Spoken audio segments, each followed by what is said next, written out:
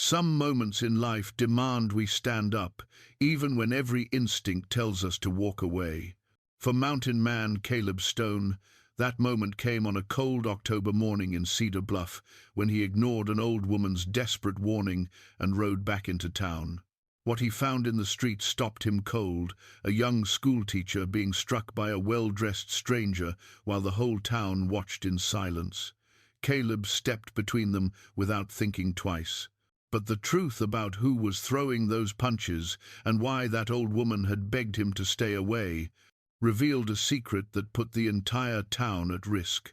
What could make good people stand by and do nothing while evil happened right before their eyes? Before we continue, tell us where you're tuning in from, and if this story touches you, make sure you're subscribed, because tomorrow I've saved something extra special for you. 3 years before that cold October morning, Caleb Stone had ridden into Cedar Bluff for the first time with nothing but a worn saddle, a reliable horse, and a heart heavy with grief he couldn't name aloud. He'd been a lawman once, back in Kansas, where he'd worn a tin star with pride and believed that justice could be as simple as right and wrong, black and white, good men standing against bad. That belief had died along with his wife and daughter when a gang of outlaws had burned his homestead to the ground in retaliation for an arrest he'd made. He'd tracked those men down, every last one of them, and he'd delivered them to the law rather than the grave, though his hands had trembled with the desire for the latter. But when it was over, when justice had been served in a courtroom instead of at the end of a rope, he'd found no peace in it. The badge had felt like a stone around his neck after that. He'd turned it in without ceremony, packed what little remained of his life, and headed west with no destination in mind. Just away. Away from the memories, away from the empty house, away from well-meaning neighbors who didn't know whether to offer condolences or pretend nothing had changed. Cedar Bluff had simply been a place to stop, a mining town prosperous enough to have decent supplies, and far enough from Kansas that nobody knew his name or his story. The town sat in a valley where two creeks converged, surrounded by pine-covered hills that rose toward the distant peaks of the Montana Territory.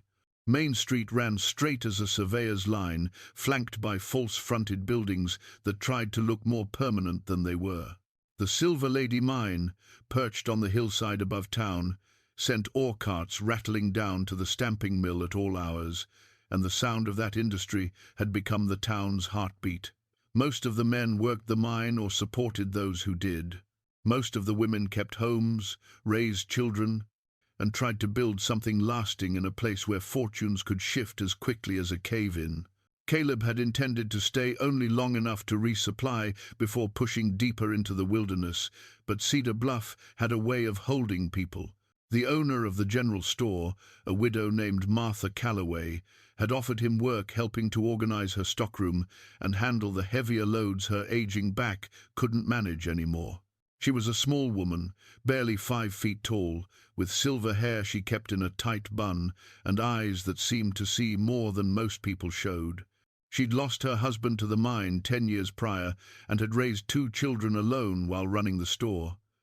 Her son had gone east for schooling and never returned.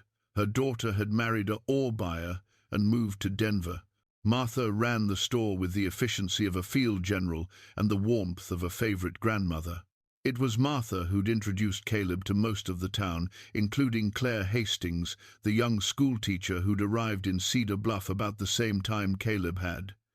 Claire was maybe 25, with dark hair she wore, pinned up during school hours, and intelligent brown eyes that seemed perpetually concerned with the welfare of others. She'd come from back east Philadelphia, she'd said once, after both her parents had died within months of each other. They'd owned the Silver Lady Mine, a claim her grandfather had staked during the early rush to Montana Territory. The mine had been profitable for years, providing Claire with a comfortable childhood and an education at a proper ladies' academy. But when her parents passed, she'd found herself alone, with an inheritance she barely understood and a sudden desire to see the place that had funded her privileged upbringing. She'd arrived in Cedar Bluff, expecting to sell the mine and return to Philadelphia, But something had changed her mind. Maybe it was the children who needed a teacher, or the way the mountain air cleared the grief from her lungs, or simply the realization that running away from loss didn't heal it any faster. She'd stayed, taken over the one-room schoolhouse, and thrown herself into teaching with the same dedication she'd once applied to her studies. The mine continued to operate under the supervision of a foreman her father had trusted, and Claire lived modestly in a small house near the school, content with her new purpose. Caleb had admired her from a distance, the way she'd chosen service over comfort, community over isolation. They'd spoken occasionally, pleasant exchanges about weather or supplies, or how her students were progressing. He'd helped her move some heavy books once, and she'd thanked him with a smile that reminded him painfully of his daughter. That's when he'd known he needed to leave Cedar Bluff. The town was becoming too familiar, the people too real, and familiarity meant the possibility of loss. He couldn't go through that again. So he'd purchased trapping supplies, a sturdy tent, and enough provisions to last through winter, and he'd told Martha he was heading into the high country. She'd packed his order with care, adding extra coffee and a thick wool blanket she'd insisted he take at no charge. When he'd protested, she'd simply said, "The mountains are cold, and you've been kind to an old woman. Let me be kind in return." He'd thanked her, promised to return in the spring for more supplies, and ridden out on a clear September morning 3 years ago. The mountains had welcomed him with indifferent grandeur. He'd found a valley with good water, plenty of game, and enough solitude to quiet the voices in his head. He'd built a small cabin, set his trap lines, and fallen into a rhythm dictated by seasons and survival rather than grief and memory. For 3 years, he'd lived that way, trapping beaver and marten in winter, hunting elk and deer in fall, fishing the cold streams in summer, and watching the wildflowers bloom in spring. He'd filled a leather journal with observations and maps, marking the locations of good campsites and dangerous crossings. On the last page, he'd pressed a single wildflower, a alpine forget-me-not, blue as a summer sky, though he couldn't have said why he'd kept it. Maybe as a reminder that beautiful things still existed, even if they were fleeting. He'd returned to Cedar Bluff only twice in those 3 years, brief visits to trade fairs and restock supplies. The town had seemed unchanged, still prosperous, still peaceful. Martha had greeted him like a prodigal son, insisted he stay for supper, and caught him up on local news he'd pretended not to care about. Claire was still teaching, still managing the mine, still unmarried despite the attentions of several eligible men. The mine was producing well. A new family had opened a bakery. The winter 2 years past had been particularly harsh. Normal life, continuing without him, exactly as it should. This third return had been born of necessity rather than schedule. An early cold snap had caught him unprepared, and his supplies had run lower than anticipated. He'd reluctantly packed up his furs and started the 2-day ride down from the high country, arriving at the trail to Cedar Bluff just before dawn on that October morning. The aspens had turned gold, and frost made the grass crunch under his horse's hooves. He'd been thinking about hot coffee and a real bed when Martha had appeared on the trail ahead of him, moving with a speed that seemed impossible for a woman her age. She'd been breathless, her face pale with something beyond exertion. "Caleb," she'd said, gripping his stirrup with surprising strength, "don't go into town.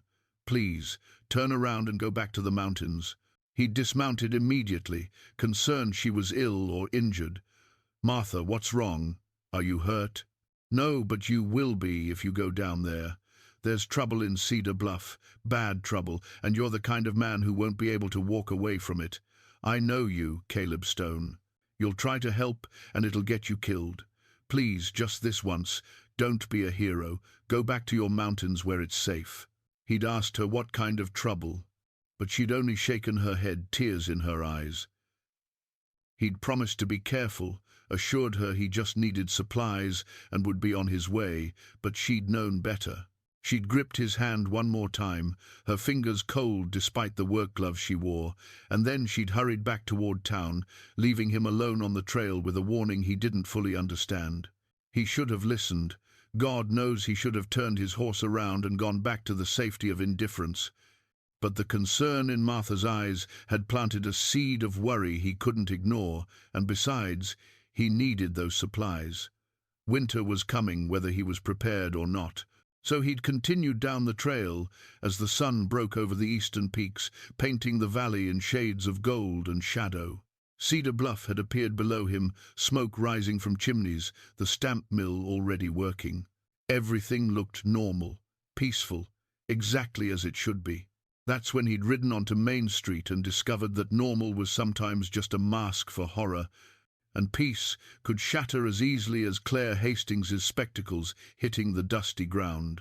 The scene that greeted Caleb as he entered Main Street would stay with him for the rest of his life, carved into memory with the clarity that only comes from witnessing something fundamentally wrong.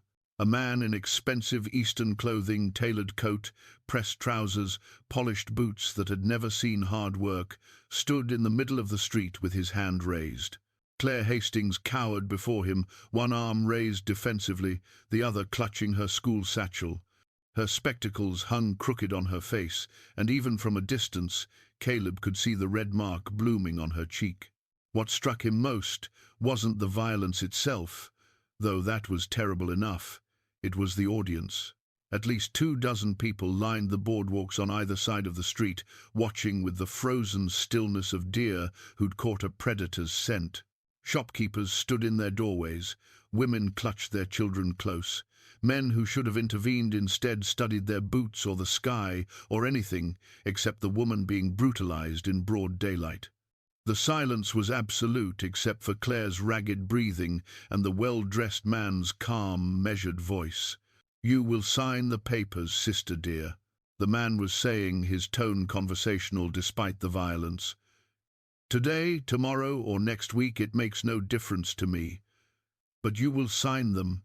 Every day you delay only makes this more difficult for both of us." Caleb didn't remember dismounting. One moment he was in the saddle, the next his boots hit the dirt, and he was striding toward them with the kind of purposeful calm that had once made hardened criminals think twice. The well-dressed man noticed him first, his hand still raised, and something like amusement crossed his face. "Can I help you, friend?"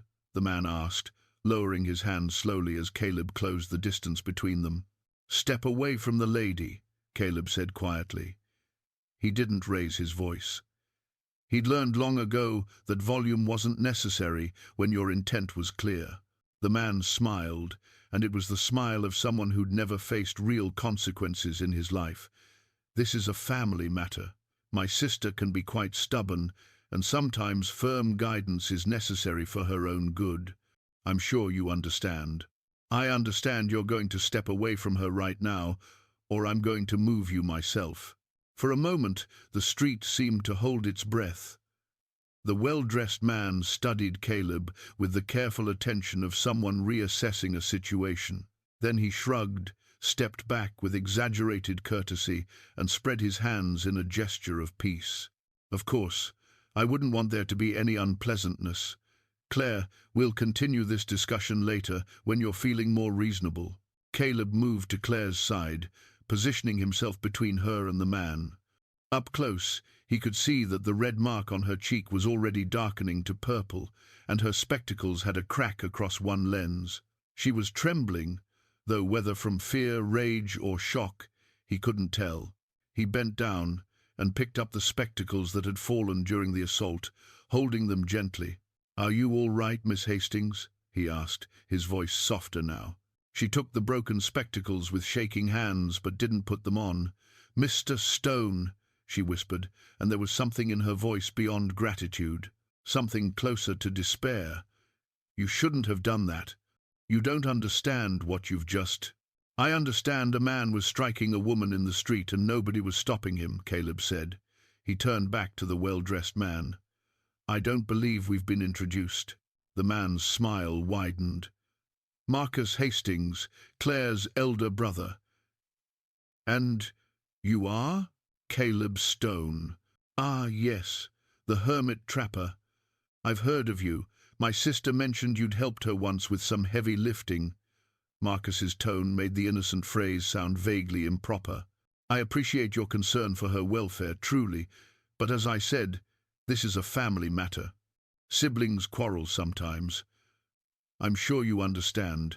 I understand that what I saw wasn't a quarrel. Marcus's expression hardened slightly, the pleasant mask slipping just enough to show something colder underneath. What you saw was a private discussion that got momentarily heated. Claire has been under considerable stress managing our late parents' estate. Sometimes emotions run high. I've already apologized to her, and we were about to go get some coffee and discuss things more calmly. Weren't we, Claire? Claire said nothing. She stared at the ground, still trembling. I don't think the lady wants to go anywhere with you, Caleb said. With all due respect, Mr. Stone, what the lady wants isn't really your concern. The steel in Marcus's voice was unmistakable now. You're new to the complexities of our situation. Cedar Bluff is a small town with established relationships and understandings. I'd hate for you to insert yourself into matters you don't fully comprehend and find yourself on the wrong side of local affairs. It was a threat, veiled but clear. Caleb had heard enough threats in his time to recognize the breed. He glanced around the street, noting the faces still watching from the boardwalks. No one met his eyes. No one moved to help. Even the town sheriff, a paunchy man named Ridley, who Caleb had met on previous visits, stood in front of the jail watching the scene with his arms crossed, making no move to intervene. "Sheriff," Caleb called out, "you planning to do something about this?" Sheriff Ridley shifted his weight uncomfortably. "Like Mr. Hastings said, it's a family matter. Not really my jurisdiction unless Miss Hastings wants to press charges." He looked at Claire with something that might have been sympathy or might have been a warning. "You want to press charges, Miss Hastings?" Claire's silence was answer enough. Marcus clapped his hands together once, the sound sharp in the quiet street. "You see? No harm done, just a misunderstanding between siblings. Now, if you'll excuse us, Mr. Stone, my sister and I have business to discuss." He reached for Claire's arm. Caleb's hand shot out and caught Marcus's wrist before he could make contact. The grip wasn't violent, but it was firm, and it stopped Marcus cold. "She's not going anywhere with you," Caleb said quietly. For the first time, real anger flashed across Marcus's face. "You're making a serious mistake." "Won't be my first." They stood like that for a long moment, Caleb's hand wrapped around Marcus's wrist, Marcus's face reddening with barely controlled fury, and Claire trembling between them like a leaf in a storm. Then Marcus jerked his arm free and stepped back, smoothing his coat with deliberate movements. "Very well," Marcus said, his voice tight. "Claire, when you're ready to discuss this rationally, you know where to find me. As for you, Mr. Stone," he paused, letting the threat hang unspoken, "Cedar Bluff is a small town. People who make themselves problems for the community tend to find that the community stops being quite so welcoming. I'd think carefully about whether whatever misguided sense of chivalry you're feeling is worth the consequences." With that, he turned and walked away, his expensive boots raising small puffs of dust with each step. He didn't hurry. He didn't look back. He walked like a man who knew he'd already won and was simply allowing his opponent time to realize it. The moment he was out of earshot, Claire turned to Caleb with wide, frightened eyes. "You need to leave," she said urgently. "Right now. Get on your horse and ride back to the mountains, and don't come back. Miss Hastings, please." Her voice broke on the word. "You don't understand what you've just done. Marcus, he's not." She glanced around at the watching faces and lowered her voice to barely a whisper. "Please, Mr. Stone, if you value your life, leave Cedar Bluff today, and don't come back." It was almost word for word what Martha had said on the trail. 2 warnings in one morning from 2 women he trusted. A smarter man might have listened. A more cautious man certainly would have. But Caleb Stone had spent 3 years running from involvement, from connection, from anything that might require him to care about another person's welfare. 3 years of telling himself that solitude was safety, that distance was wisdom. Looking at Claire Hastings with her broken spectacles and bruised face, seeing the fear in her eyes that was directed not at her attacker, but at the possibility that Caleb might try to help her, something in him shifted. Maybe it was the memory of his own daughter, who would have been about Claire's age now if she'd lived. Maybe it was simply exhaustion with running. Maybe it was the realization that you couldn't outrun who you fundamentally were, and he was fundamentally a man who stepped between bullies and their victims, even when it cost him. "I need to get you somewhere safe," he said. "Where can we go that he won't follow?" Claire stared at him, tears welling in her eyes. "There is nowhere in Cedar Bluff that Marcus won't follow. He owns this town, the mine, the businesses, the law, all of it. That's what I'm trying to tell you. There's nowhere safe here anymore." "Then we'll make somewhere safe," Caleb said. He gently took her arm, guiding her toward his horse. "The schoolhouse. We can talk there, and you can tell me what's really going on." She didn't resist, but as they walked past the silent watchers on the boardwalks, she whispered, "Martha tried to warn you. She knew you'd do exactly this. She knew you wouldn't be able to walk away." "She was right," Caleb admitted, "but she also knew I'd need to see it for myself before I'd believe it." They walked together through the quiet street, past the people who wouldn't meet their eyes, past the sheriff who suddenly found urgent business inside his jail, past the shopkeepers who retreated into their stores like hermit crabs pulling into shells. Caleb helped Claire onto his horse and led them toward the small schoolhouse at the edge of town, acutely aware of the eyes watching their every move. He'd wanted supplies and a quick departure.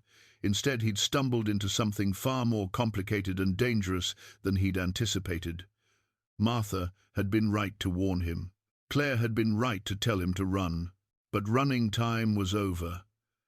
The moment he'd caught Marcus Hastings' wrist, the moment he'd stepped between the bully and his victim, Caleb Stone had planted his feet. Now he'd see where they took him, consequences be damned. Behind them, from somewhere on Main Street, came the sound of Marcus Hastings laughing. It was a sound without humor, cold as winter wind, and it followed them all the way to the schoolhouse. The war letters arrived in Martha's cabin just before sunset, delivered by a nervous boy who wouldn't meet Caleb's eyes and left before anyone could ask questions. There were 3 of them, yellowed with age and sealed in wax, tied together with a faded ribbon. Martha's hands shook as she untied the bundle and spread them carefully on her small kitchen table. "I wrote to the War Department 6 months ago," she said quietly, after Marcus first arrived. "Asked them to send me copies of the real Marcus's service records and any letters they had on file. I wasn't sure they'd respond, but I had to try." Claire moved closer, her fingers hovering over the letters without touching them, as if they were sacred relics. In a way, they were the last genuine words of a brother she'd never really known, preserved by bureaucracy and chance. The first letter was brief, written in a young man's careful hand, the penmanship precise despite what must have been difficult conditions. It was dated April 1862, shortly after the real Marcus had enlisted. He wrote of his journey to the training camp, his nervousness about what lay ahead, his determination to serve honorably and return home to help his father run the mine. He asked after his little sister Claire, hoped she was being good for their parents, and promised to write as often as he could. The second letter came from 6 months later, and the handwriting had changed, less careful now, more hurried. The words scattered across the page like they'd been written in brief moments between chaos.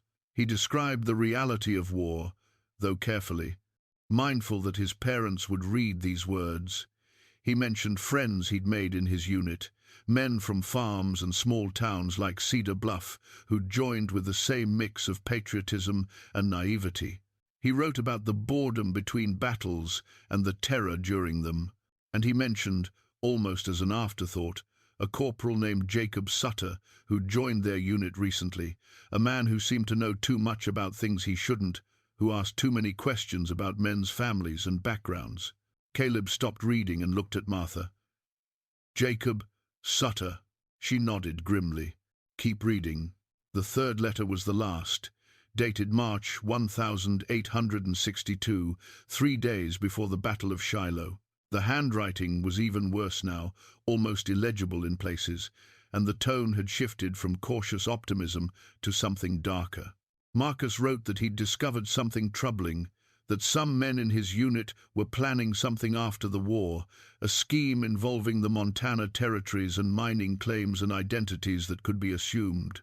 He didn't give details, said it wasn't safe to put such things in writing, but he'd made notes in his journal for when he came home. He assured his parents he'd stay clear of these men, that he wanted no part of their plans.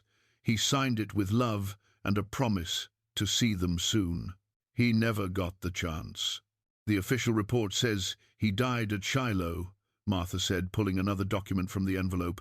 Killed in action, buried in a mass grave with dozens of other Union soldiers. That's what his parents were told, what the whole town believed. She laid the document on the table. But 2 months after that official notification, I received this. The fourth letter was different from the others, not official military correspondence, but a personal note written on torn paper in a shaking hand. The author identified himself as Private William Chen, a soldier in Marcus's unit who'd survived Shiloh. He wrote that he felt compelled by conscience to tell Martha the truth about how Marcus really died. Caleb read it aloud so Claire could hear. Marcus Hastings didn't die in battle at Shiloh. He was murdered 3 days after the battle by men in our own unit, specifically by Corporal Jacob Sutter and 2 others, whose names I dare not write. They killed him over a claim he'd staked out west before the war, or so they said, though I believe it was really about information Marcus had discovered about their plans. They made it look like he'd died in the fighting, added his name to the casualty lists, and divided his personal effects among themselves. I witnessed this crime but said nothing out of fear for my own life. Jacob Sutter is a dangerous man, and the 2 who helped him are worse. I'm writing you this letter because Marcus spoke of you as a second mother and because someone should know the truth. But I beg you to be careful with this information. These men have connections, resources, and no conscience about killing those who threaten their interests. I wish I were brave enough to testify to what I saw, but I'm not. I'm sorry. Marcus deserved better. The room fell silent when Caleb finished reading. Claire had gone pale, one hand pressed to her mouth. Martha sat with her eyes closed, tears tracking down her weathered cheeks. You've known this for years, Caleb said quietly. It wasn't an accusation, just a statement of fact. I've known that Marcus was murdered by men from his own unit, Martha confirmed. I didn't know their names until this moment, didn't know that one of them was Jacob Sutter, but I knew the official story was a lie. She opened her eyes and looked at Claire. I couldn't tell your parents. The truth would have destroyed them, and there was nothing to be done about it anyway. The war was still raging, communication was impossible, and even if I could have brought charges, who would have believed an old woman's letter against official military records? So you kept silent, Claire said, and there was no judgment in her voice, only sadness. I kept silent, Martha agreed. And I've lived with that silence for 15 years. When the man calling himself Marcus arrived in Cedar Bluff, I should have spoken up immediately, but I was afraid. Afraid of being wrong, afraid of the consequences, afraid of digging up old grief that had finally started to heal. By the time I was certain he was an impostor, he'd already taken control of too much, and the cost of speaking up had become too high. Caleb studied the letters, his mind working through the implications. Jacob Sutter killed the real Marcus Hastings and took his personal effects, including probably his journal. He spent years, maybe the rest of the war, and the time after studying Marcus's life, memorizing details, preparing to assume his identity. Then he waited until the parents were dead and only Claire remained, someone who barely remembered her brother and had no way to verify his claims. "It's not just fraud," Claire said, her voice shaking. "It's premeditated murder, followed by years of calculated deception. This man killed my brother, stole his identity, and is now trying to steal everything my family built." "And he did it with help," Martha added. "Private Chen mentioned 2 others who helped Sutter murder Marcus. Where are they now? Are they part of Sutter's operation here in Cedar Bluff?" Caleb had been wondering the same thing. Some of those rough men Sutter brought in to work the mine, they could be his old accomplices from the war. Men who've been part of this plan from the beginning, who have as much to lose as Sutter if the truth comes out. "Which makes them even more dangerous," Claire said. "If we expose Sutter, we expose them too. They'll fight to protect their secret." "Then we need more than these letters," Caleb said. "We need evidence that connects Jacob Sutter to the man calling himself Marcus Hastings. We need proof that they're the same person, and we need it to be undeniable enough that even the corrupted institutions in this town can't ignore it." "The journal," Martha said. "If it's still in the mine, it might contain Marcus's notes about Sutter's scheme. And if Sutter took it, finding evidence of that theft could help establish the connection." Claire stood and moved to the window, looking out at the darkening town. The mine workers change shifts at sunset. By full dark, the tunnels will be empty except for the night watchman, and he's old Mr. Peterson, who's half-deaf and mostly sleeps through his shift. Martha and I can slip in through the old entrance, find the drift where Marcus hid his journal, and be out before anyone notices. "What about Sutter?" Caleb asked. "If he's watching you, he's watching you," Claire interrupted, turning back to face him. "You're the threat now, the unknown element who stood up to him publicly. That's why you need to be visible tonight, somewhere that Sutter's men can see you and report back that you're not sneaking around." She managed a small smile. "I believe the Saloon is the traditional location for a stranger to make himself conspicuous in a frontier town." Caleb didn't like it. Every instinct told him that sending these 2 women into potential danger while he sat drinking was wrong. But the logic was sound. If Sutter's attention was focused on him, Martha and Claire would have a better chance of getting in and out of the mine undetected. "All right," he said finally, "but we set a time limit. If you're not back by midnight, I'm coming to find you, subtlety be damned." "Fair enough," Claire agreed. She looked at Martha. "Can you draw that map now? I want to be certain we can find the right drift in the dark." Martha pulled out paper and pencil and began sketching from memory, explaining as she drew. "The old entrance is here, on the north side of the mountain, hidden by scrub oak and mostly forgotten. You'll need a lantern once you're inside, but keep it shuttered until you're well into the tunnel. The drift Marcus used branches off about 200 feet in, marked by a support beam with 3 notches carved into it. The hollow where he hid the journal is about 30 feet down that drift, on the left side, chest high." She added more details, landmarks, hazards, places where the tunnel narrowed or the ceiling dropped. Claire studied the map intently, committing it to memory. Watching them plan, Caleb felt a grudging admiration for their courage. These weren't hardened soldiers or experienced lawmen. They were a schoolteacher and a shopkeeper, ordinary women facing extraordinary danger because no one else would. "There's one more thing," Martha said, pulling a small pistol from a drawer. "It was my husband's. I want you to take it, Claire." Claire hesitated. "I've never fired a gun."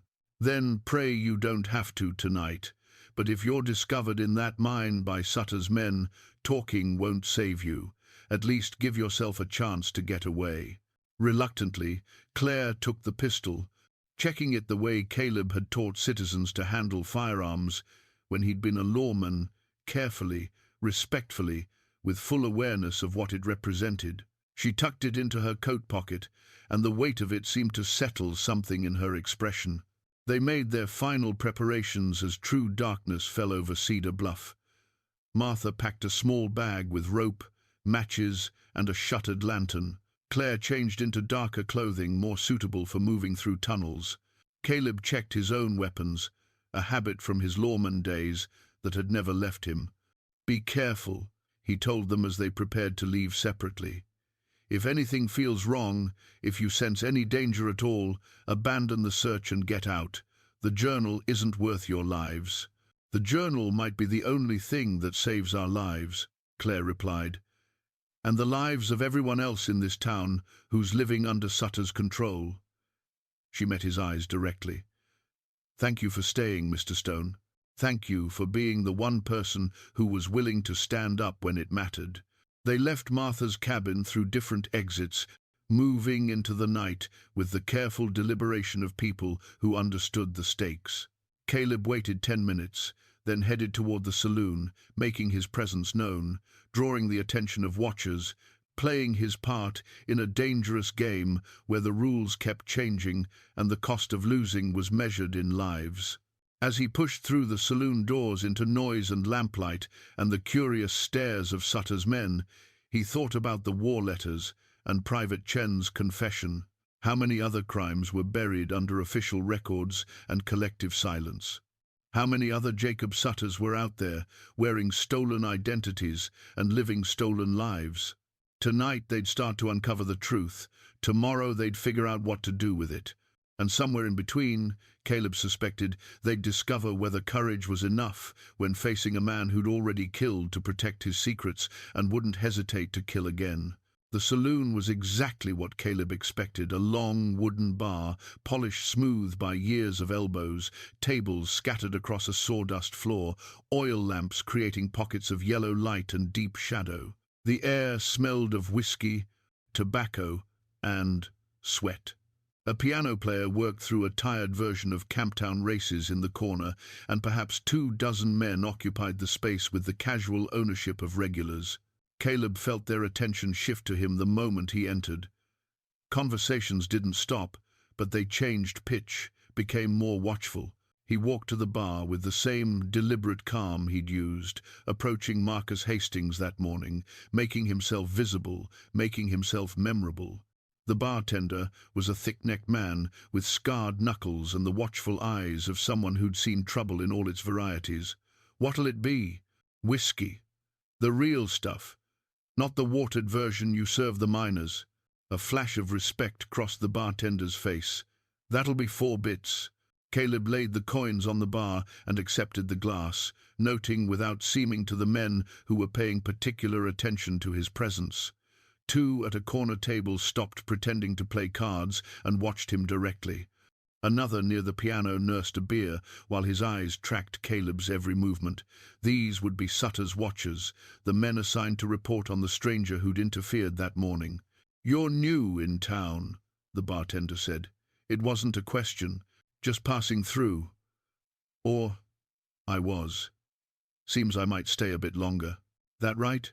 The bartender wiped down the bar with a rag that had seen better days. "Most folks passing through Cedar Bluff don't stay unless they're looking for work in the mine." "You, a miner?" "Trapper mostly. But I've done other work when the need arose." "What kind of other work?" Caleb met his eyes directly. "The kind where a badge was involved." The bartender's hand stilled on the rag. "You law. Was. Long time ago, different territory.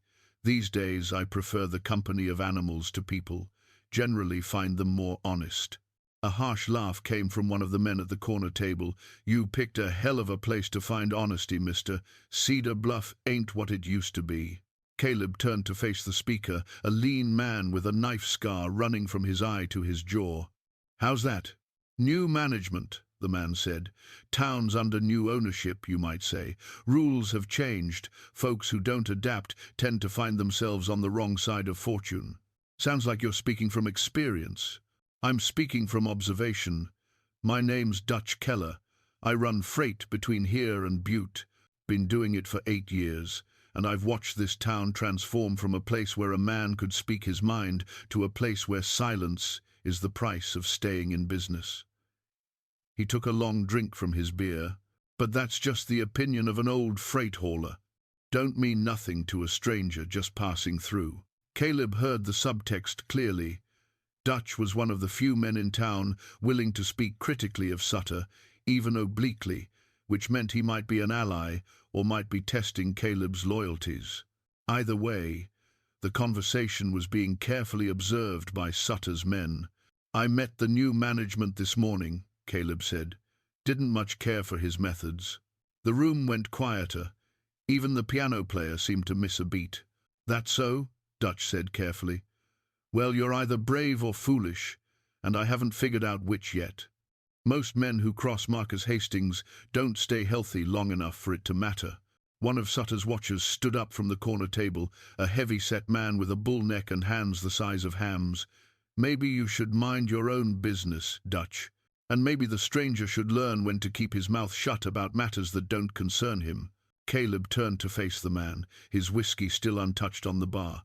"I'm a firm believer in minding my own business, but when I see a woman being beaten in the street while good men stand by and do nothing, I consider it my business to intervene. Call it a character flaw." The heavy-set man took a step closer. "That woman is Marcus Hastings' sister. What happens between family ain't your concern." "Strange definition of family you've got," Caleb observed. "Where I come from, brothers protect their sisters. They don't leave bruises on them. Where you come from doesn't matter a damn here in Cedar Bluff. This is Marcus Hastings' town now, and what he says goes. You'd do well to remember that, before you find yourself in more trouble than you can handle." Caleb studied the man with the patient assessment of someone who'd faced down plenty of bullies in his time. Big, strong, used to intimidating people through size alone. Probably not much of a fighter when faced with someone who wouldn't back down.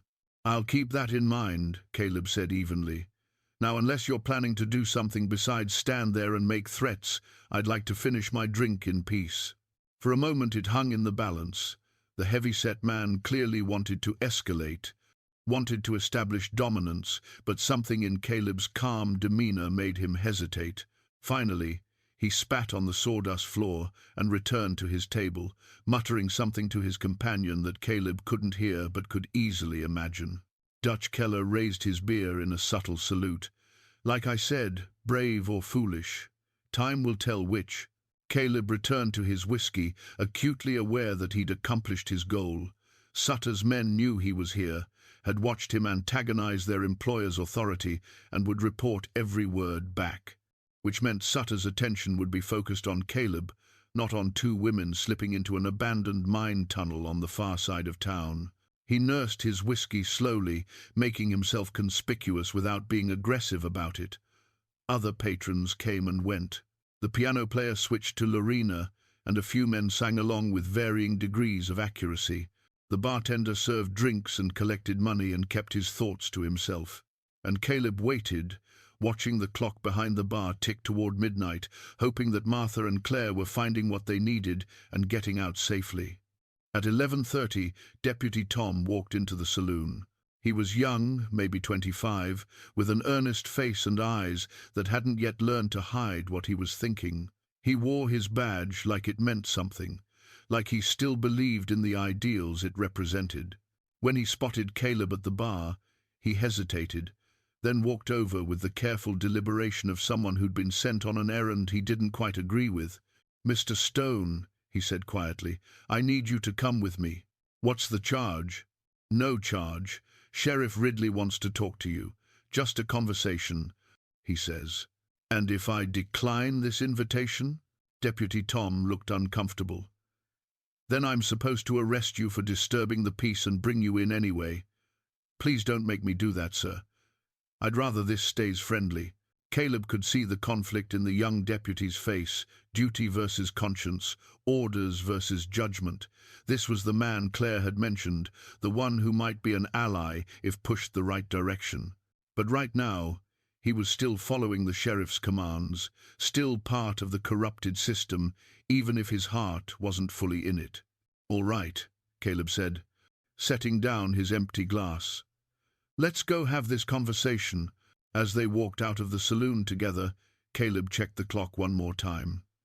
11:40. Martha and Claire should be finishing up at the mine, making their way back to safety.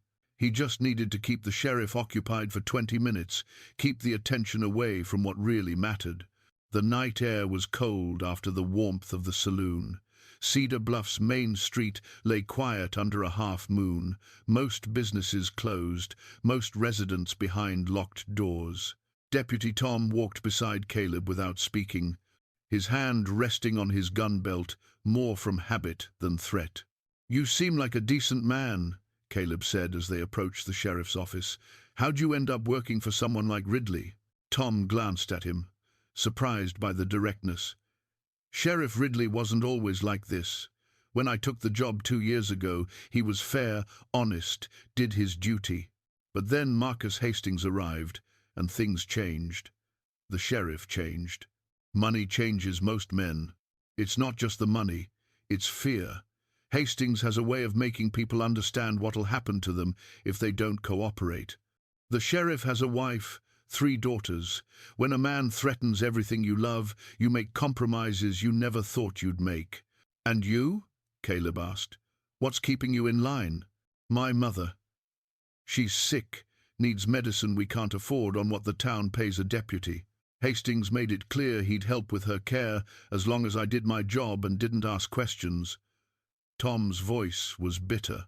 "So I do my job, and I don't ask questions, and I watch myself become something I never wanted to be." They reached the sheriff's office. Through the window, Caleb could see Sheriff Ridley sitting at his desk, and standing beside him, looking perfectly at ease, was Marcus Hastings himself. The trap was obvious, almost insultingly so. But Caleb had committed to being the distraction, and sometimes that meant walking into traps with your eyes open. "After you," he said to Deputy Tom, and followed him inside to whatever waited. Sheriff Ridley didn't stand when Caleb entered. Marcus Hastings, however, turned from the window where he'd been standing and offered a smile that held no warmth whatsoever. "Mr. Stone, thank you for joining us. I hope Tom didn't have to be too persuasive." "He was polite enough," Caleb said, "though I'm curious what requires a conversation at this hour." "Community relations," Marcus said smoothly. "You see, Cedar Bluff is a small town. We rely on cooperation, mutual understanding, respect for established order. This morning you made quite an impression on our citizens. Interfering in what I explained was a private family matter. Then tonight you spent several hours in the saloon making inflammatory comments about me and the current management of this town's affairs. I spent several hours drinking whiskey and minding my own business until one of your men decided to make it his business to threaten me." "Perceptions differ," Marcus said with a shrug. "The point is, you're creating tension in a community that values peace and stability.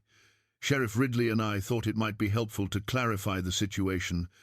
Make sure you understand the consequences of continued interference." "What consequences would those be?" Sheriff Ridley finally spoke, his voice tired and flat. "Mr. Stone, I don't want trouble in my town. You seem like a reasonable man who's made some unreasonable choices today. Mr.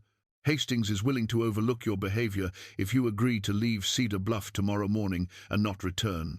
And if I prefer to stay, then things get complicated," Marcus said. "You're a stranger here with no property, no business, no legitimate reason to remain. The sheriff could charge you with vagrancy, disturbing the peace. Assault. That little incident this morning where you grabbed my wrist could certainly be construed as assault. You'd spend a few weeks in our jail while waiting for the circuit judge to arrive. By the time you were released, assuming you were released, winter would have set in and the mountain passes would be closed. You'd be stuck here until spring, unwelcome and under constant supervision. It was a neat trap, using the law itself as a weapon. Caleb had seen it done before, had been on the other side of it when he'd worn a badge, using legal technicalities to contain threats without resorting to outright violence. It was cleaner that way, harder to challenge, especially in a town where the sheriff and the judge were compromised. Or, Marcus continued, you take the generous offer being presented, Leave tomorrow with enough supplies for your journey, courtesy of the town, and everyone forgets this unfortunate misunderstanding. You return to your mountains, we return to our business, and no one gets hurt." Caleb studied both men, reading the dynamics. Ridley was uncomfortable, following orders he didn't like, but lacked the courage to refuse. Marcus was confident, assured of his control, seeing Caleb as a minor inconvenience to be managed rather than a genuine threat. Neither of them seemed concerned about what Caleb might do or say in response, which meant they didn't know about the mine. If Marcus had discovered Martha and Claire searching the old drift tunnel, if he'd caught them retrieving evidence against him, Caleb would already be facing something more serious than veiled threats and legal maneuvering. The fact that this conversation was happening at all meant the women had either succeeded without detection or hadn't been discovered yet. Caleb needed to keep it that way. He needed to give them time to get clear, to get whatever they'd found to safety, which meant playing along, at least for now. "That's a generous offer," Caleb said carefully, "though I'm curious why you're so eager to be rid of me. If I'm just a stranger passing through, why does my presence matter enough to warrant this midnight conversation?" "Because you're not just passing through anymore," Marcus said. "The moment you positioned yourself as my sister's protector, you became involved in complex family affairs you don't understand. Claire has been under considerable stress since our parents died. She's had difficulty managing the mine, accepting the changes that needed to be made. Sometimes her judgment is questionable. I wouldn't want her to develop any unrealistic expectations about rescue or support from outsiders who don't know the full situation." "Meaning?" "Meaning that whatever impression you've formed of me based on one unfortunate incident, you're missing crucial context. Claire and I have a complicated relationship, as siblings often do, especially when inheritance and business are involved. But we're family, and family matters should remain private. Your continued presence only complicates an already delicate situation." Before Caleb could respond, the door to the sheriff's office burst open. A young man in mining clothes, covered in dust and breathing hard, stood in the doorway. "Mr. Hastings," he gasped, "you need to come to the mine. Right now, there's been an incident." Marcus's expression shifted from controlled confidence to something sharper. "What kind of incident?" "A cave-in in one of the old drifts. The night watchman heard the collapse and went to investigate. He found—" The young man glanced at Caleb, uncertain how much to say in front of a stranger. "He found what?" Marcus demanded. "Two women, sir, trapped in the drift. One of them is your sister." The room went silent. Caleb felt his blood turn to ice. Claire and Martha, trapped underground, caught in a collapse. Every instinct screamed at him to run for the mine immediately, but he forced himself to remain still, to show nothing beyond mild curiosity. Marcus's face had gone pale beneath its tan. "Is she alive?" "We don't know, sir. The collapse blocked the tunnel. We can't reach them until we clear the debris, and that could take hours. Mr. Peterson sent me to fetch help." Marcus was already moving toward the door, his careful composure abandoned. "Get every available man to the mine. I want that drift cleared immediately. And send for Dr. Morrison." Sheriff Ridley stood as well, reaching for his coat. Deputy Tom looked stricken, clearly processing what this meant, and Caleb, watching them all react with varying degrees of genuine and performed concern, felt pieces clicking together in his mind. A collapse in an old drift tunnel that hadn't been active in years. A collapse that happened precisely when Claire and Martha were searching it. A night watchman who conveniently heard it and found them. It was too coincidental, too perfectly timed. This wasn't an accident, it was an ambush. Marcus paused at the door, looking back at Caleb. "I suppose you'll want to come along, given your protective instincts toward my sister." "I suppose I will," Caleb said evenly. "Then come. But understand that what happens at that mine, what we find when we reach those women, will determine what happens next in Cedar Bluff. If this is somehow connected to your arrival, if you put my sister in danger with your meddling, He left the threat unfinished, but the implication was clear. They rushed through the dark streets toward the mine, Marcus setting a brutal pace, the young messenger running ahead to gather more workers. Caleb's mind raced through possibilities and plans, trying to understand what had gone wrong. Had Claire and Martha been careless? Had the old tunnel been genuinely unstable? Or had Sutter somehow known they were coming and arranged the cave-in deliberately? The mine entrance was chaos when they arrived. Perhaps 20 men with lanterns and tools surrounded the main shaft, while others were directing equipment toward a smaller opening on the north side, the old entrance Martha had marked on her map. Mr. Peterson, the night watchman, was explaining something to the foreman while gesturing frantically at the sealed tunnel. Marcus grabbed the foreman by his shoulder. "Report. We're setting up supports now, sir. The collapse is about 40 feet in, blocking the entire passage. We'll need to shore up the ceiling before we can start clearing the debris, or we risk a secondary collapse that could kill anyone inside and any rescuers." "How long?" "To do it safely, 3, maybe 4 hours before we can reach them." "Do it in 2, Marcus commanded. "I don't care what it costs. Get my sister out of there." The foreman nodded and started shouting orders. Men moved with purpose, hauling timbers and tools into the tunnel. Caleb watched it all, looking for signs of deception, trying to determine if this rescue effort was genuine or theater. Deputy Tom appeared at his elbow. "This is bad," he said quietly. "That old drift hasn't been maintained in years. If the supports gave way—" "They didn't just give way," Caleb interrupted, keeping his voice low. "That tunnel's been stable for decades. This was deliberate." Tom stared at him. "You think someone caused the collapse? But that would mean— It means someone knew Claire and Martha were going to be there tonight. Someone who wanted to trap them, maybe permanently." "But who would?" Tom's eyes widened as understanding dawned.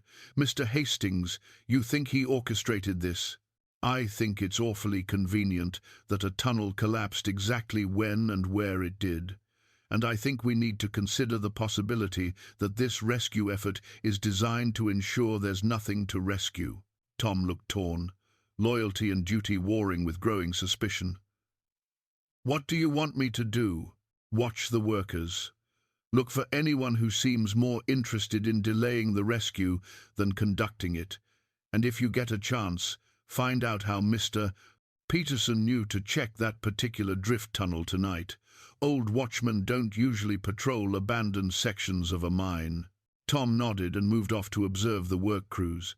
Caleb positioned himself where he could watch both the rescue effort and Marcus Hastings. Marcus stood near the tunnel entrance, his face tight with what could have been concern or could have been calculation. Every few minutes he'd demand an update from the foreman, push for faster progress, remind everyone that his sister's life hung in the balance. The performance, if that's what it was convincing. 2 hours passed with agonizing slowness. The workers made steady progress, shoring up the tunnel and carefully removing debris. Caleb watched men bring out buckets of rock and broken timber, saw them assess and reassess the stability of the ceiling, noted how they worked with the kind of cautious expertise that came from years of mining experience. Finally, the foreman emerged from the tunnel, his face grim. "We've reached the blockage. There's a small gap at the top, big enough to pass through one at a time.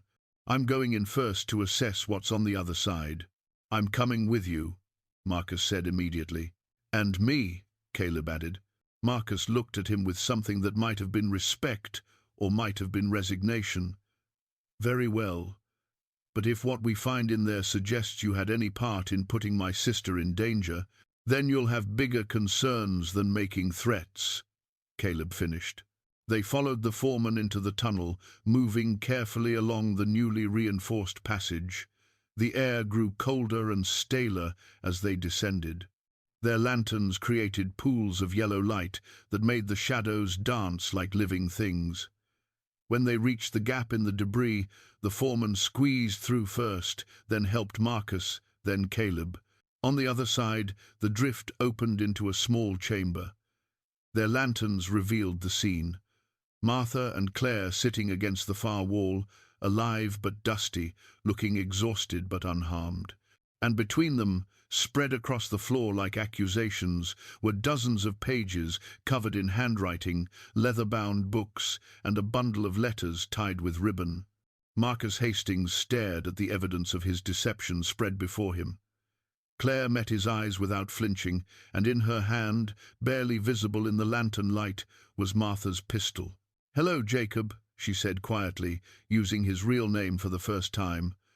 "I believe we have some things to discuss about who you really are and what you've done." The trap, it turned out, had caught the wrong person entirely. For a long moment, nobody moved. The drift tunnel seemed to hold its breath, suspended between revelation and violence. Marcus Hastings, or rather, Jacob Sutter, stood frozen in the lantern light, his carefully constructed identity crumbling around him like the walls of the very mine he'd stolen. "I don't know what you're talking about," he said finally, but his voice lacked conviction. The smooth confidence he'd wielded like a weapon was gone, replaced by something raw and desperate. Claire gestured at the papers spread around them. "These journals belong to my real brother. They contain 3 years of his thoughts, his observations, his life, including very specific descriptions of his childhood, his family, his dreams for the future, none of which match the stories you've told." She picked up one of the leather-bound books. He also kept detailed notes about something he discovered during the war, about a corporal named Jacob Sutter who planned to steal mining claims out west by assuming the identities of dead soldiers. "You can't prove." "We can prove everything," Martha interrupted, her voice stronger than her tired appearance suggested. "We have the war letters from the real Marcus describing your scheme. We have Private William Chen's testimony about how you murdered Marcus and took his effects. We have these journals that only the real Marcus could have written, hidden in a place only the real Marcus would have known about. And we have this." She held up a small tin box that had been concealed in the hollow where Marcus had hidden his journal. Inside were official documents, claim registrations, land deeds, all in the names of various dead soldiers, all in the same handwriting. "Your insurance policy," Martha continued. "The real reason you wanted this mine so badly. It wasn't just about the silver. The mineral rights extend for miles, covering claims that other families have worked for years, claims you planned to challenge using these forged documents once you had legal control of the Hastings property. You weren't just stealing one identity and one mine, you were planning to steal half the valley." Sutter's face had gone white. His hand moved toward his coat, where Caleb suspected a weapon waited, but the foreman behind them cleared his throat, a warning that they weren't alone, that violence would have witnesses. "The cave-in," Caleb said, understanding flooding through him. "You didn't cause it. You were as surprised as we were when the messenger arrived." "We caused it," Claire said with a small, tired smile. "Or rather, Martha did. We found the journal, found the evidence, and realized we needed time to examine it before bringing it out. We also knew that if we simply left with it, you'd have us stopped before we reached safety. So Martha set a small explosion powder from my father's old mining kit to seal the tunnel behind us while we documented everything. Mr. Peterson would have heard it and raised the alarm, just as we planned, bringing you and everyone else running while we made copies of the most important pages." Caleb couldn't help but admire the audacity of it. They'd turned Sutter's own methods against him, used his control of the town to create a situation where he had to mount a genuine rescue effort, all while they gathered the evidence that would destroy him. "You've been busy," Sutter said, his voice tight with barely controlled rage. "Very clever, but evidence only matters if someone's willing to hear it, and you have no authority here. The sheriff answers to me.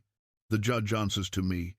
Even if you walk out of this mine with all your papers and your accusations, who exactly do you think will listen?"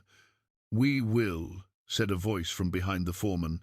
Deputy Tom emerged from the gap in the debris, followed by Dutch Keller and 3 other men Caleb recognized from the saloon. They spread out in the small chamber, creating a presence that shifted the balance of power. "We heard everything," Tom continued, his hand resting on his gun. "Every word you just said. And before you claim we're part of some conspiracy, you should know that Dutch here brought witnesses, men who were in the saloon tonight when Mr. Stone kept your attention occupied. Men who are tired of living in fear and willing to testify about what they've seen and heard these past 6 months." Dutch stepped forward, his scarred face grim. "You made a mistake, Hastings or Sutter, or whatever your real name is. You thought controlling the money meant controlling the people. But some of us remember when Cedar Bluff was a place where men spoke their minds and looked each other in the eye. You've been bleeding this town dry while pretending to be its savior, and we're done pretending we don't see it." More men were squeezing through the gap now, miners and merchants and working men, whose faces Caleb had seen watching in silence that morning on Main Street. They filled the drift tunnel until it was crowded with witnesses, their lanterns creating a wall of light that illuminated every corner.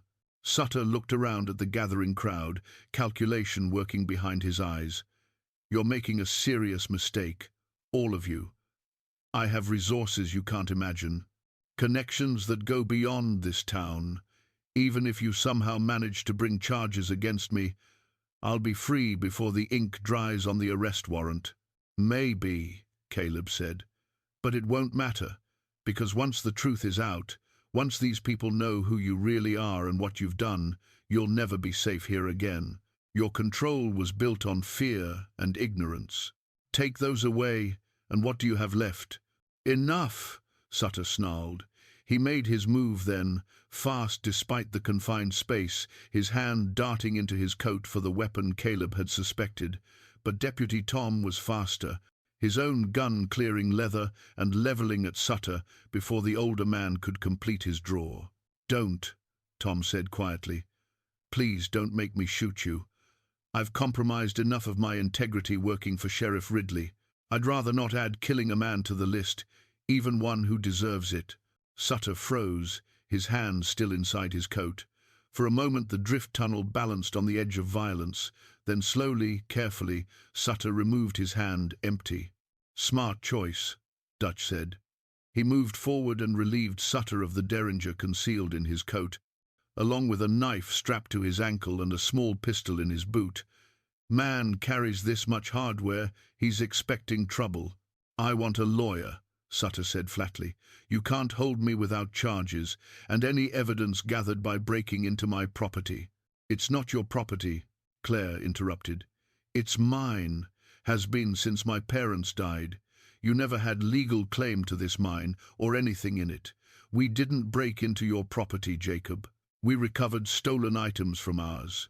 The formality of using his real name seemed to hit Sutter harder than any of the other revelations. He straightened his coat with shaking hands, his face settling into the cold mask Caleb suspected was closer to his true nature than the charming impostor he'd played for months. "You haven't won," Sutter said. "This is just the beginning. By tomorrow my lawyers will have you buried in motions. My associates will ensure that any judge who hears this case understands the consequences of finding against me. And these good people," he gestured at the miners filling the tunnel, "will discover that standing up felt good right up until they lost their jobs and couldn't feed their families." "Your associates," Martha said, reaching into the tin box again. "You mean William Crane and Robert Deschamps, the other 2 soldiers who helped you murder Marcus Hastings at Shiloh?" Sutter's mask cracked. "How?" Private Chen's letter named them, and Marcus's journal identified them as the men who joined your claim-jumping scheme. We did some checking through old army records. Crane goes by Calvin Marsh now, works as your mine foreman. Deschamps calls himself Richard Dale, your personal attorney in Butte. They've been part of this operation from the beginning, haven't they? The 3 of you, working together to steal identities and property across the territory. "You can't prove any of that," Sutter said, but his voice had lost its certainty. "We can prove enough," Claire said. "And even if we couldn't, do you really think Crane and Deschamps will stay loyal once they realize you've been caught? How long before one of them turns on the others to save himself?" Caleb watched understanding dawn on Sutter's face, the recognition that his carefully constructed scheme was unraveling faster than he could contain it. The impostor had become isolated, his allies uncertain, his control broken by evidence he'd thought safely hidden. "Take him into custody," Caleb said to Deputy Tom. "Use my authority as a former lawman. If you need justification, we'll sort out the legalities in the morning." Tom produced a pair of handcuffs and secured Sutter's wrists. The act of being restrained seemed to break something in the impostor. His shoulders sagged, and for the first time he looked less like a confident schemer and more like what he was, a murderer and fraud who'd finally run out of room to maneuver. As they prepared to escort Sutter out of the mine, Claire gathered the journals and documents. Martha helped her carefully organize everything, creating an inventory as they worked. The other men gave them space, talking quietly among themselves about what they'd witnessed and what it meant for Cedar Bluff's future. "Miss Hastings," Sutter said as he was being led past her toward the gap in the debris. His voice had changed again, taking on a quality that was almost pleading. "I never meant that. I didn't want things to get violent. I thought we could reach an understanding, that you'd sign the papers and everyone would benefit from the arrangement." Claire looked up from her work, meeting his eyes directly. "You killed my brother, you stole his identity, you terrorized this town and threatened everyone in it. And you think we could have reached an understanding?" She shook her head. "The only thing I understand is that you're a murderer and a coward who hides behind stolen names and other people's fear. Whatever happens to you from here, it's less than you deserve." Sutter had no response to that. Deputy Tom led him through the gap and up the tunnel toward the surface, where the full weight of justice, however imperfect it might be, waited. The remaining men began filing out as well, carrying the news of Sutter's exposure to the rest of Cedar Bluff. Caleb knew that by morning the entire town would know the truth, that the shock and relief and anger would ripple through the community like wind through grass. Some would claim they'd always suspected. Others would struggle to reconcile the charming benefactor they'd known with the murderous fraud who'd been exposed.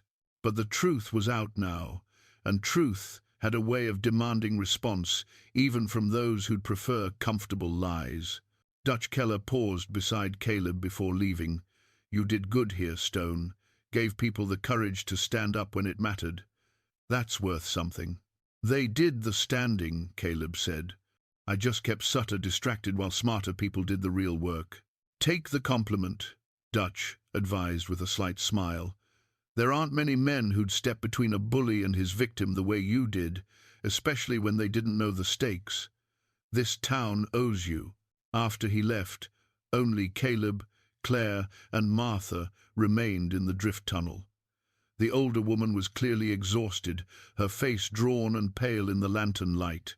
Claire looked little better, but there was a light in her eyes that hadn't been there before, the light of someone who'd confronted her fear and survived. "Thank you," Claire said to Caleb, "for everything, for stepping in this morning, for staying when you should have run, for trusting us to do what needed to be done." "I didn't do much besides drink whiskey and antagonize people in a saloon," Caleb said. "You gave us time and cover when we needed both," Martha said. "And more than that, you reminded us that standing up to evil is still possible, even when it seems impossible. That matters more than you know." They made their way slowly out of the mine, Caleb carrying the tin box, while Claire and Martha shared the burden of the journals. When they emerged into the cold night air, they found perhaps 50 people gathered around the mine entrance, townspeople roused from sleep by the news that was already spreading. They parted silently to let Claire, Martha, and Caleb pass, and in their faces Caleb saw the whole spectrum of human response: relief, shame, anger, hope. Tomorrow would bring challenges none of them could fully anticipate. Legal battles, power struggles, the complex work of rebuilding trust in a community that had learned to survive through silence. But tonight, for the first time in 6 months, Cedar Bluff breathed free air. As they walked back toward town under a sky full of stars, Martha said quietly, "This isn't over, you know. Sutter's lawyers will fight. His associates will try to distance themselves or destroy evidence. It could take months to bring all of this to proper justice." "Then will take months," Claire said firmly. "However long it takes to see this through, we'll see it through. Together." Caleb thought about his cabin in the mountains, the solitude he'd sought for 3 years, the peace he'd thought he'd found in isolation. Then he looked at these 2 women who'd faced down a murderer with nothing but courage and determination, and he knew that some kinds of peace were worth more than safety. Together, he agreed, however long it takes. The wagon had barely cleared the edge of town when Sheriff Ridley finally emerged from his office. He looked like he'd aged 10 years overnight, his face haggard, his uniform disheveled. He stood on the steps, watching the dust from Tom's departure settle, then turned to face the small crowd that had gathered. "I suppose you all want my badge," he said quietly. No one answered immediately. The silence stretched uncomfortably until Father Bernard stepped forward. "What we want, Sheriff, is for you to explain how this happened. How a murderer and fraud took control of our town while you stood by and watched." Ridley's shoulders sagged. He had evidence. Photographs of things I'd done, mistakes I'd made when I was younger and stupider. He threatened to expose them, ruin my family. I told myself I was protecting my wife and daughters, that I was choosing the lesser evil. But the truth is, I was protecting myself, my reputation, my comfortable position, and I let all of you suffer for it. "That's honest, at least," Dutch said. "Question is, what happens now?" "I'm resigning. Effective immediately. The town deserves better than a sheriff who can be bought with threats and money. I'll stay on only until you can find a replacement, and only if you want me to." Caleb watched the crowd process this, saw them struggling between anger and understanding, judgment and forgiveness. These were people who'd also made compromises under Sutter's control, who'd also chosen silence over resistance. Condemning Ridley meant confronting their own complicity. "We'll discuss the sheriff situation at a proper town meeting," Father Bernard said diplomatically. "For now, we have more immediate concerns. Calvin Marsh and Richard Dale are still out there, possibly destroying evidence or planning retaliation.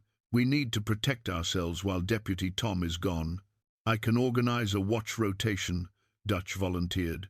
"Men who can be trusted, watching the approaches to town, making sure Marsh doesn't try to come back and cause trouble. And I can work with the mine foreman, the actual foreman. Now that Marsh is gone, to assess what damage Sutter did to the operation," Claire added. "We need to understand the full scope of his manipulation, figure out which contracts were legitimate and which were schemes to defraud people." The crowd began organizing itself, people taking on roles and responsibilities with the kind of purposeful energy that comes from reclaiming agency after months of helplessness. Caleb watched them with quiet satisfaction, seeing a community knitting itself back together. Martha touched his arm. "Walk with me." They made their way through the gathering groups, heading toward Martha's store. The morning sun had warmed the air enough to chase away the worst of the cold, and Cedar Bluff looked almost peaceful in the clear light. "You're thinking about leaving," Martha said. "It wasn't a question. My supplies are stocked. Winter's coming to the mountains. I should get back before the passes close." "You should, but you won't." Caleb smiled despite himself. "Why do you say that?" "Because I've watched you these past 2 days. You came here running from something: grief, guilt, responsibility, maybe all 3. But somewhere between stepping between Claire and that monster in the street and watching this town find its courage again, you stopped running. You remembered who you were before the tragedy, before the loss. You remembered that some things are worth fighting for, even when it costs you." They reached the store, and Martha unlocked the door but didn't go inside. Instead, she turned to face Caleb directly. "Claire is going to need help, not just with the mine, though God knows that's a mess that'll take months to untangle. She'll need help rebuilding trust in this town. establishing herself as a legitimate owner rather than Sutter's victim. She'll need someone who understands law and justice, who can't be intimidated or bought, who has the kind of presence that makes people think twice before trying anything foolish. "You want me to stay on as some kind of unofficial lawman," Caleb said. "I want you to consider that the mountains will still be there next spring, but this town needs you now. Claire needs you now. Not as a protector or a savior, but as someone who believes in the same things she does and has the skills to help make those beliefs reality." Caleb looked down Main Street, seeing it with new eyes. Yesterday, it had been a place he'd stumbled into by accident, someone else's problem that he'd been warned away from. Today, it felt different. The people here weren't strangers anymore. Their struggles weren't abstract. He'd invested himself in their future, and they'd invested their trust in him. "I'll stay through winter," he said finally. "Help get things stabilized, make sure Marsh and Dale don't cause problems. But come spring, you'll reassess." Martha finished with a knowing smile. "That's all anyone can ask." "Thank you, Caleb." The rest of the day passed in productive chaos. Caleb helped organize the watch rotation Dutch had proposed, interviewed men who wanted to volunteer, established protocols for dealing with potential threats. Claire spent hours at the mine going through records with the workers Sutter had brought in, separating those who'd been part of his scheme from those who'd simply been looking for honest work. Father Bernard opened the church as a gathering place where people could share information and coordinate responses to the various challenges facing the town. By evening, Cedar Bluff had begun to take shape as something new, not the town it had been before Sutter arrived, but not his corrupted version either. Something forged from the experience of standing up to evil and discovering that courage was contagious. Caleb was helping Dutch plan the next day's watch schedule when Claire found him. She looked exhausted but determined, her arms full of ledgers and documents. "I found something," she said without preamble, "in Marsh's office at the mine. Evidence that Sutter wasn't working alone, that there's a larger organization involved in these identity thefts and claim jumps." She spread the documents on a nearby table. Caleb studied them in the fading light, feeling his stomach sink as he recognized what he was seeing. Names, dates, locations, a network of fraud stretching across the Montana Territory and beyond. Sutter hadn't been an isolated criminal. He'd been part of something bigger. "How many?" he asked quietly. "At least a dozen operations that I can identify. Different men assuming different identities in different towns, but all using the same methods, all connected through this network. There are references to a coordinator in Denver, someone who supplies the forged documents and arranges for the claims to be processed through corrupt officials. This is bigger than we thought," Dutch said, coming over to look at the documents. "This isn't just about bringing Sutter to justice, it's about exposing an entire criminal enterprise." "Which means more danger," Caleb observed. "If this organization realizes we have this evidence, they'll send people to recover or destroy it. And they won't be as cautious as Sutter was. He had to maintain his cover in Cedar Bluff. His associates won't have the same constraints." Claire met his eyes steadily. "Then we'll need to be ready for them. We've come this far. We can't stop now just because the fight got bigger."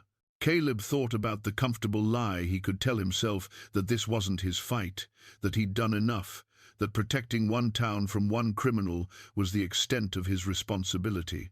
But looking at Claire's determined face, remembering the courage Martha and the townspeople had shown, he knew he couldn't walk away. "We'll need to get this evidence to the federal authorities, along with Sutter," he said, "and we'll need to do it carefully, making copies, hiding them in different locations, ensuring that even if someone comes after us, the truth survives." "I can handle that," Father Bernard volunteered, having joined the group. "The church has connections to other clergy throughout the territory. We can distribute copies through that network. Ensure the evidence reaches people who can act on it."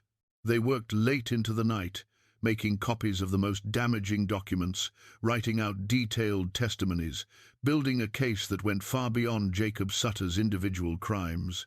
By the time they finished, Caleb understood that what had started as a simple act of intervening in a street assault had become something much larger. They weren't just fighting one man's evil anymore. They were standing against a system of corruption that fed on silence and fear.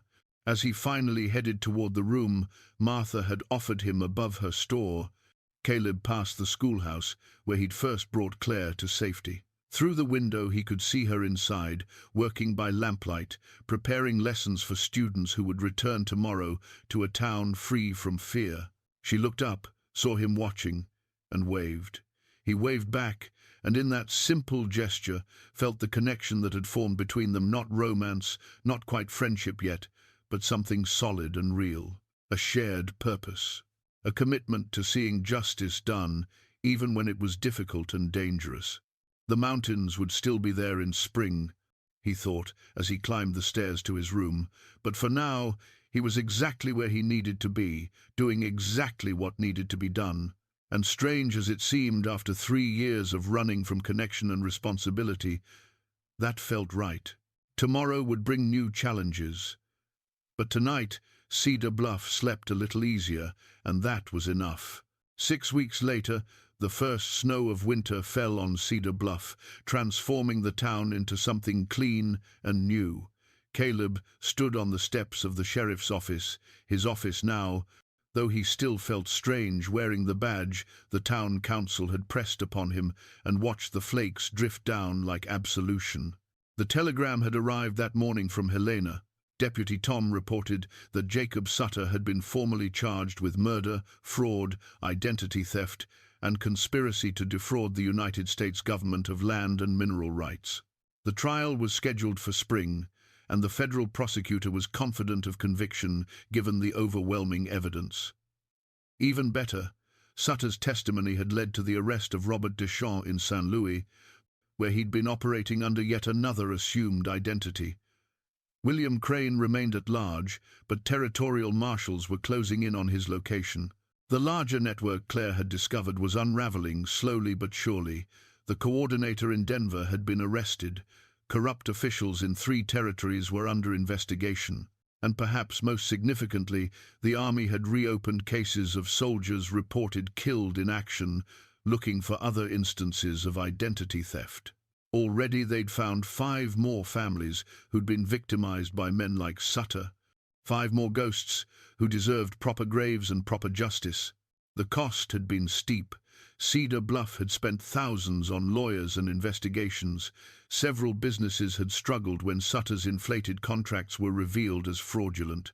The mine had temporarily shut down for a complete audit, putting dozens of men out of work during the transition. But the town had endured because the people had chosen truth over comfort, justice over convenience. Claire emerged from the schoolhouse across the street, her students trailing behind her like ducklings, their laughter bright in the cold air. She'd fully assumed ownership of the mine now, with Martha serving as her advisor and a new foreman vetted thoroughly managing daily operations. She'd also kept teaching, refusing to give up the work that gave her purpose, even as she learned to manage the business that had nearly destroyed her. She saw Caleb watching and waved, then sent her students home and crossed the street to join him. "Another letter from Tom," Caleb said, holding up the telegram. "Sutter's trial is set for April. They want us to testify." "Then we'll testify," Claire said simply. "We've come this far. We'll see it through to the end." "There's something else. The territorial governor wants to meet with you. Something about proper compensation for the families whose claims were stolen by Sutter's network. Apparently, your decision to return the disputed mineral rights to their original owners made quite an impression." Claire had done that 2 weeks ago, after discovering that 5 of the claims Sutter had planned to challenge actually belonged to families who'd been working them legally for years. She'd returned the rights without compensation, choosing principle over profit, and the gesture had resonated throughout the territory. "It was the right thing to do," she said. "Marcus would have done the same. Actually, according to his journal, he was planning to do exactly that before he was killed.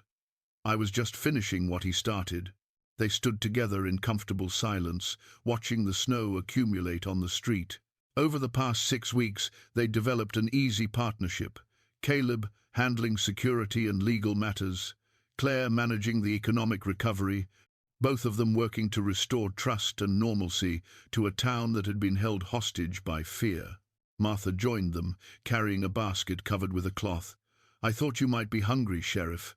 Made too much stew and cornbread as usual." "You always make too much," Caleb said with a smile, accepting the basket.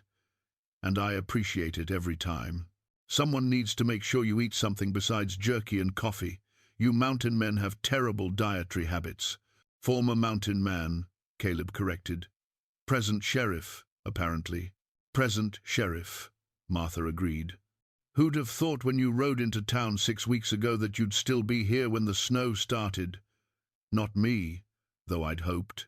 "I had hoped too," Claire admitted quietly. "That you'd stay, I mean. The town needs you. Not just as a lawman, but as someone who understands what we went through and believes in what we're trying to build." Caleb had been expecting this conversation, had been thinking about it since the first snow began falling. His cabin in the mountains was buried now, unreachable until spring thaw. But even if the passes were open, he knew he wouldn't leave. Something fundamental had shifted in him during these weeks, a recognition that isolation wasn't peace, that running from connection only delayed healing, never completed it. "I'm staying," he said. "Not just through winter, but longer. Maybe permanently, if the town will have me." Claire's smile was bright enough to warm the cold day. "I think the town will manage to tolerate your presence." "Barely," Martha added with a wink. "We're very selective about who we allow to wear a badge and protect our interests." Father Bernard appeared, hurrying through the snow with his coat collar turned up. "Sheriff Stone, Miss Hastings, Mrs. Calloway, excellent. You're all here. I wanted to update you on the collections. We've raised enough to complete the memorial for Marcus Hastings and the other soldiers whose identities were stolen. The stonemason says it should be ready for dedication by spring." "That's wonderful," Claire said, tears glistening in her eyes. "Marcus deserves to be properly remembered. They all do. And there's one more thing," Father Bernard continued. "The territorial newspaper wants to write a story about Cedar Bluff, about how we stood up to corruption and chose justice. They're calling it an example for other communities facing similar threats. The reporter arrives next week to interview people." "Tell him the truth," Caleb said. "That good people found their courage when they'd forgotten they had it. That standing up to evil is difficult but possible. And that communities are stronger than any individual criminal, no matter how powerful he seems." The afternoon wore on with its small tasks and quiet victories. Caleb made his rounds, checking on the watch rotation, visiting the mine to ensure security was maintained, stopping by businesses to hear concerns and offer reassurance. Everywhere he went, people greeted him with respect and genuine warmth. He was no longer the stranger who'd interfered in matters that didn't concern him. He was their sheriff, their protector, their reminder that justice was still possible. As evening fell and lamps began glowing in windows throughout Cedar Bluff, Caleb found himself back at the schoolhouse. Claire was inside, correcting papers by lamplight, her face peaceful in concentration. He knocked gently, and she looked up with a smile that made something in his chest tighten. "Come in, I'm just finishing up." He entered, closed the door against the cold, and sat at one of the student desks. "I wanted to thank you." "For what?" "For not listening when I told you to give up. For having the courage to face Sutter when everyone else had given in to fear. For showing me that running from grief doesn't heal it, but standing for something can." Claire set down her pen and met his eyes. "I should thank you for the same things. You gave me hope when I'd almost forgotten what it felt like. You stood beside me when standing was dangerous. And you reminded me that my brother's ideals weren't naive dreams, but achievable goals if enough people chose to fight for them." "He would have been proud of you," Caleb said. of what you've done, what you're building here. I think he would have been proud of all of us, Claire replied. This whole town, finding its way back to what it should have been, that's his real legacy, not the mine or the money, but the proof that good people can overcome evil if they're willing to stand together. They sat in companionable silence as darkness completed its claim on the day. Outside, Cedar Bluff settled into winter, warm lights glowing against the cold, smoke rising from chimneys, the sounds of families gathering for evening meals. It was an ordinary town on an ordinary night, made extraordinary only by the knowledge that it had faced darkness and chosen light, confronted fear and chosen courage. Caleb thought about Martha's warning on the trail 6 weeks ago, her desperate plea for him to turn around and go back to the mountains. She'd been right to warn him. Getting involved had been dangerous. It had cost him his comfortable isolation and forced him to confront parts of himself he'd been avoiding for 3 years. But she'd been wrong about one thing. He hadn't lost anything by staying. He'd found something he didn't even know he'd been looking for: purpose, community, a place where standing up mattered and where one person's courage could inspire others to find their own. The mountains would always be there, vast and indifferent and beautiful in their solitude. But here in Cedar Bluff, surrounded by people who'd proven that ordinary courage could overcome extraordinary evil, Caleb had finally found what he'd been searching for all along. He'd found home. And though the road ahead would bring new challenges: Sutter's trial, the continued unraveling of the criminal network, the slow work of rebuilding trust and prosperity, he would face them not alone in the wilderness, but here, among people who'd become more than allies or friends. They'd become family, bound together by shared struggle and shared triumph. The old woman's warning had come too late to prevent him from getting involved. But it had been perfectly timed to lead him exactly where he needed to be, doing exactly what he needed to do, with exactly the people he needed beside him. And that, Caleb thought as he walked through the snow-covered streets toward the office where his new life waited, was worth any amount of danger, any sacrifice, any cost. Justice wasn't just about punishing the guilty. It was about protecting the innocent, standing for principle, and proving that courage wasn't the absence of fear, but the decision to act despite it. Cedar Bluff had learned that lesson well, and Caleb Stone, former lawman, former hermit, present sheriff, had been privileged to witness it. Tomorrow would bring new challenges, new responsibilities, new opportunities to stand for what was right. But tonight, the town rested easy under its blanket of snow, and that was enough. More than enough. It was everything.